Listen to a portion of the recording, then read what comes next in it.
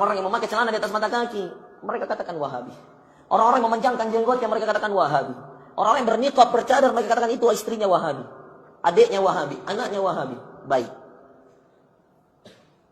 Kalau memang itu yang menurut Anda, baik, dengarkan kisah seorang ini. Yang kemudian dia sangat membenci orang-orang tersebut, yang katanya ahlu sunnah. Dia katakan itu berlebihan, itu israf, itu arabisasi dan seterusnya. Bagaimana Allah menyentuh dia dengan hidayah, saudara. Allah jadikan anaknya penuntut ilmu. Dia masukkan ke pesantren. Anaknya bertemu dengan ustaz yang kemudian pemahamannya salaf. Bapaknya masih dengan pemahaman yang sama. Sampai-sampai kemudian ketika bapaknya sudah mengetahui anaknya sudah memotong celananya, memanjangkan jenggotnya, berpemahaman seperti pemahaman yang menurut mereka, menurut dia Wahabi, dia katakan, mulai sekarang kamu keluar dari sekolah ini. Anak tetap anak. Sam'an wa ta'ah, dengar dan melaksanakan. Keluar. Anda tahu, lalu kemudian dimasukkan anaknya ke sekolah umum. Anaknya masuk, sam'an wa ta'ah, bakti saja kepada orang tua. Dia masuk sekolah umum yang perempuan laki-laki bergabung dan seterusnya. Dia ikuti dan dia menjadi ranking nomor 1 di sekolah dia. Sehingga akhirnya kemudian dia diutus oleh sekolahnya untuk perlombaan olimpiade. Dia ikut perlombaan mewakili sekolah dengan stylenya yang lama. Satu saja yang dia tidak ubah. Satu saja yang dia tidak ikuti orang tuanya. Apa? Stylenya, pemahamannya. Gurunya jadi respect. Sebahagian temannya mengikuti. Bahkan dia membuat kajian. Dia membuat kajian di SMA-nya. Dia membuat kajian. Tidak segan-segan dia membuat kajian. Di beberapa kali percakapan dengan gurunya, dia tidak segan-segan memberi nasihat. Meskipun terkadang dia mendapatkan celaan, hinaan, cobaan, dan seterusnya, itu biasa menurut dia. Dia katakan, inilah tantangan saya, berbeda ketika saya di pesantren. Dia lalui. Sampai dia masuk fakultas kedokteran terbaik, di universitas terbaik di daerah dia, di Jawa Tengah. Lulus dia fakultas kedokteran, jalur undangan.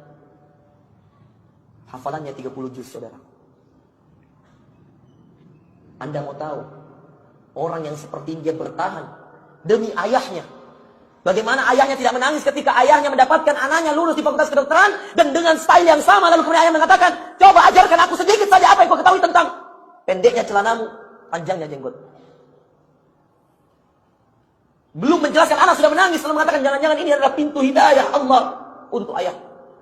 Dia bukakan hadisnya dalam Sahih Bukhari, dia bukakan hadisnya tentang bagaimana celana yang di bawah mata kaki atau kain yang berada, dia bukakan hadisnya.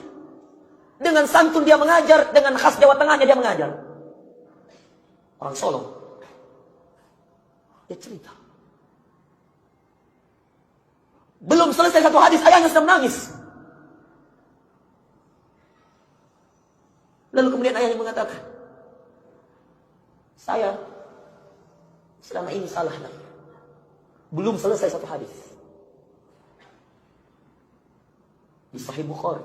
Sebelum dia buka jelaskan tentang hadis Sahih Bukhari, dia cerita panjang bagaimana perjalanan Imam Bukhari mengumpulkan hadis dan bagaimana pengakuan ulama tentang kesahihan, kebenaran hadis-hadis dalam Sahih Bukhari. Dan kemudian ayahnya menangis. Belum masuk tentang masalah jenggot, baru tentang masalah kain. Ayahnya sudah menangis, lalu mengatakan kepada, ajarkan aku agama ini, nak. Anda itu hanya mengatakan satu, ayah, agama ini adalah agama dalil.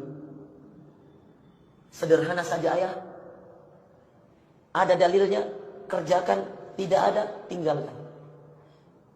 Semenjak itu, setiap kali ayahnya ingin melakukan sesuatu, dia menanyakan kepada anaknya, nak, saya mau begini, saya akan seperti ini, bolehkah, adakah dalilnya, nak? Anaknya langsung mengatakan, buka. Di Imam Bukhari dikatakan seperti ini, ayah. Hadisnya seperti ini, ayat Al-Quran mengatakan seperti ini, ayah. Maka kemudian setelah itu, saudara akan dimuliakan oleh Allah, justru ayahnya adalah orang yang sangat hati-hati dalam mengerjakan sesuatu. Sumber hidayah itu kita tidak tahu. Terkadang Anda harus merelakan sesuatu yang Anda cintai untuk sesuatu yang lebih baik, karena Allah Maha mengatur. Anak yang tadinya sudah betah di pesantren masih ingin hidup di pesantren karena ayahnya yang tidak senang dengan dakwah tersebut mencabut dirinya. Ya kalau mau berontak, apa gunanya? Akhirnya tidak berbakti kepada orang tua dan tidak mendapatkan keridhaannya. Dia mengalah. Dia tinggalkan pesantren, ustadz-ustadz yang dia cintai demi sebuah perubahan. Dan Anda tahu, perjalanan dia tidak mudah. Dia harus masuk SMA 3 tahun di sana, berikhtilaf dengan wanita. Bagaimana sulitnya dia memahamkan orang-orang. Di saat yang lain celananya menjulur ke bawah, di saat yang lain tidak berjenggot. Anda bisa pahami bagaimana susahnya orang bertahan di keadaan seperti ini. Alumni pesantren masuk SMA umum, bayangkan bagaimana keadaan. Tidak terhitung berapa banyak cobaannya, berapa banyak caci makiannya. Bertahan, sampai kemudian orang mengakui siapa yang baik, siapa yang buruk. Kecerdasan itu lahir bukan hanya karena kepintaran yang engkau bawa dari lahir, tetapi kecerdasan itu lahir karena ketakwaanmu. Wattaqullaha wa yu'allimukumullah. Bertakwalah kepada Allah, kata Allah dalam Al-Quran. Maka Allah akan mengajarimu. Jadi kalau Anda ingin tahu bagaimana caranya menyelesaikan masalah, bertakwa. Selesai masalah. Selesai urusan duniamu, kelar urusan akhirat.